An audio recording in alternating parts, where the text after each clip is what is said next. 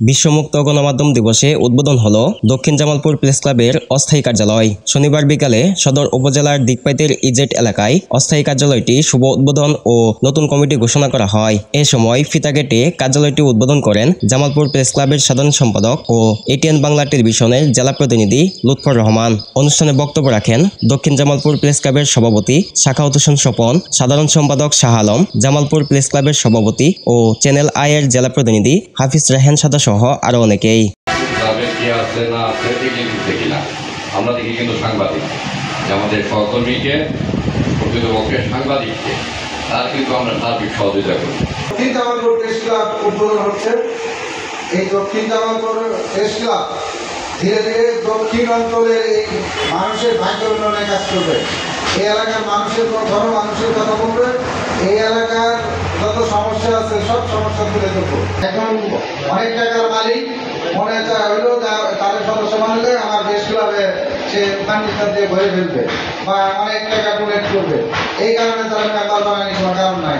যে লোকটা পায়ে হাঁটে চলে কিন্তু একটা পত্রিকার সঙ্গে যুক্ত আছে তাকে আপনি মেম্বার আগে অগ্রাধিকার দেবেন, তাকেই মেম্বার করবেন এবং প্রকৃত সাংবাদিকদের মেম্বার করবেন।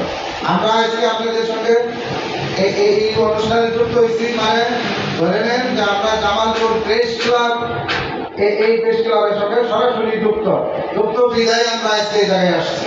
জামালপুরে কিন্তু এরকম সংগঠন আরো অন্তত 2 ডজন আছে।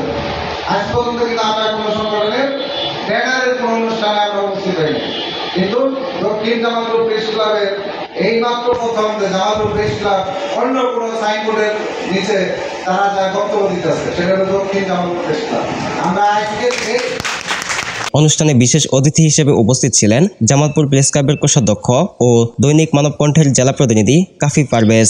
এছাড়াও দক্ষিণ জামালপুর প্রেস ক্লাবের উপদেষ্টা ও মাছরাঙ্গা টেলিভিশনের জেলা প্রতিনিধি মাহফুজুর রহমান, দক্ষিণ জামালপুর প্রেস ক্লাবের উপদেষ্টা ও মানবাধিকার কর্মী খোরশেদ আলম, রাজনৈতিক ব্যক্তিবর্গ, জনপ্রতিনিধি, বিভিন্ন প্রিন্ট ইলেকট্রনিক মিডিয়ার সাংবাদিক ও উপজেলা প্রেস ক্লাবের সাংবাদিকবৃন্দ সহ অন্যান্য গণ্যমান্য ব্যক্তিবর্গ উপস্থিত ছিলেন।